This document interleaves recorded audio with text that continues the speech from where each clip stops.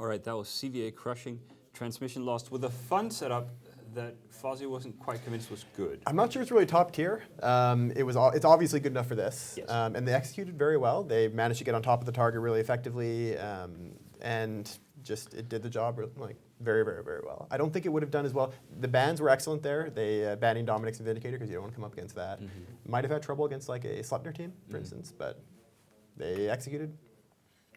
That was awesome. It was so good. Like, that's the coolest setup of today, I think. Yeah. Vigilance do make me very happy. Vigilance and Gnosis like, it's great. I just wonder if Transmission Lost does, we were talking about this at the break, or during the match, is if the Floons kind of starburst, overheat away, don't primary the Scimitar, primary something, something else, if they have better luck. Because the farther you burn away in a setup that can project damage like that, then the farther those blaster boats have to burn between each primary, and they buys them a lot of time. And they just didn't do that effectively in this match. The Floons weren't moving very fast, and also they were moving in the same direction. So the Vigilance could hop onto one, then immediately to the next, then immediately to the next. If they all went in opposite directions, they'd have to burn a long way. We saw that earlier in some other match as well, where they were kind of going backwards in a line instead of spreading Yeah, out. drone team did that. Yeah. It was bad in that case, too. Is there any situation where, I mean, a lot of the times we'll say, well, they should have probably done this, and they'll come back on the forums after and say, well, the situation was this, so that's why we did it. Is there ever a good reason to do the back in a line? There's good reasons to back in a line on some teams, but like on the Ishtar team or whatever, there isn't.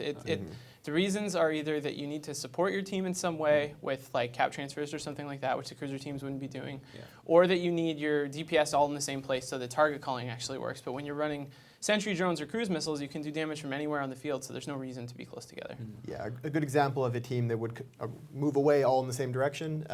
Sleipnir teams that combine with, say, some tracking disruptors, like what used to be used in 88, 89, they all have about the same range, and it's fairly short range, and so they're trying to control the opponents in the same area, but they can't get too far away. And also maybe when you leave like a Frigg screen or a Belgorn, out ahead of you, try to lure them. You burn a straight line and try to lure them through your Friggs or your Belgorn. But other than that, I don't think there are too many. When you can hit from this kind of range. So cruise missiles, sentry drones, these are some of the longest range weapons you'll see in the tournament. Tachyon lasers. Yeah, well, you don't see those in the tournament, really. You do. But that would be cool. Another weird thing, why did they shoot the Scimitar, CCP Fozzie? They must have thought that they couldn't break a Vigilant, but everyone can always break a Vigilant. Yeah, there are really squishy, especially shield tank like that. Not a lot of EHP. It's a single large shield extender, I'm sure. Yeah. There's Did no CVA hardness. get away with it basically because Transmission Lost made some bad choices rather than great setup? They might have won anyway, but it was close. I mean, it might have been close if they'd made good choices, but them making bad choices made it really easy for CVA. I think if Transmission Lost had made all the right choices, they probably still would have lost in that, but they probably would have killed all the Vigilants, then maybe died at the end to the Gnosis or something. All right. So while CVA is winning, so can you. There are more contests running all the time. We're just starting a new one. It's on the Alliance Tournament Forum.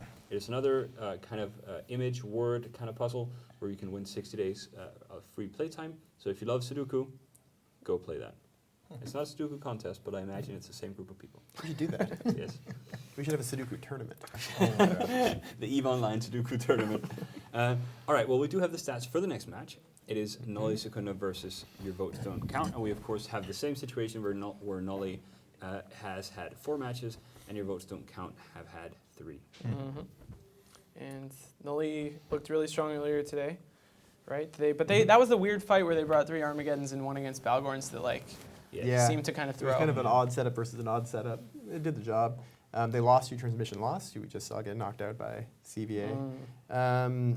Universal Canada has only lost to the Ronin, which that's a respectable thing to lose to. But they've also just been very, it seems that their actual piloting and target calling has not been great. They were the ones that very notably didn't tackle their primary in that first match against, second match against Circle of Two, I think. They weren't tackling the thing they were shooting and it kept getting away from them. Yeah, and I mean, still respectable results, I'd say, from 3 matches.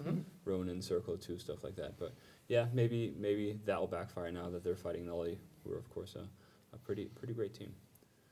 Let's see here. I recognize a couple of those pilots. I love the Spider Pig name. I just want to sing the song. Cassmania, I think, was the captain for them last year, or maybe it was the captain in their New Eden Open team, but he's a big tournament guy for Nelly. Yeah, he's also been the captain of the SCL team a few times as well. So. I like it, Spider Pig, and then followed by Brian Levine, who probably just tags his real life into it. Real life name into it. Man, who does that? Zastro.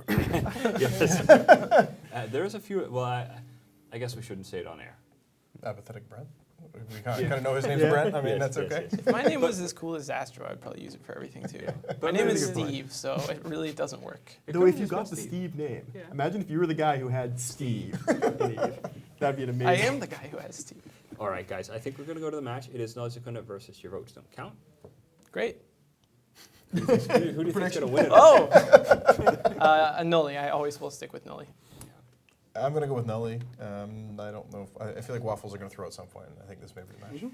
My brain says Nully, but my taste in ads says Waffles, so I'm going to go with Waffles. All right. I think I might go with Nozakuna as well. They've been really strong so far.